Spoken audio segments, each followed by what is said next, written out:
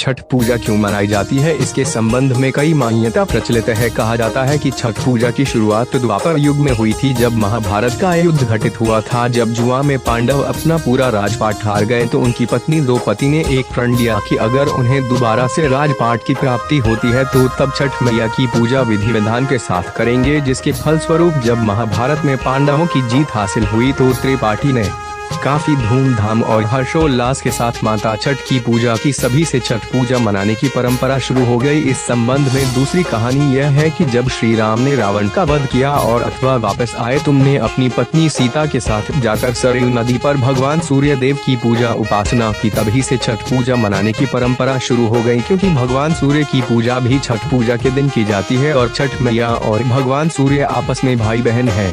छठ पूजा 4 दिनों का महापर्व है और 4 दिनों में निम्नलिखित प्रकार के विधि विधान के साथ छठ पूजा का समापन किया जाता है। उन सभी 4 दिनों में छठ पूजा कैसे की जाती है और कैसे मनाई जाती है, उसका पूरा विवरण हम आपको नीचे बिंदु अनुसार देंगे। आइए जानते हैं। पहला दिन छठ पूजा नहाय खाया के रूप में मनाया जाता है। इस दिन छठ पूजा करने वाली महिलाएं सबसे पहले अच्छी तरह से स्नान करती हैं और अपने आप को पवित्र करती हैं। उसके बाद घर में शुद्ध शाकाहारी भोजन बनाया जाता है। भोजन में कद्दू, भात और दाल प्रमुख तौर पर बनाए जाते हैं। उसके बाद व्रत रखने वाली महिला सबसे पहले खाने को खाएगी, उसके बाद ही घर के दूसरे लोग खाएंगे। इसके बाद प्रसाद का वितरण सभी लोगों के बीच में किया जाएगा। दूसरे दिन भर का उपवास रखने के बाद शाम को भोजन करते हैं।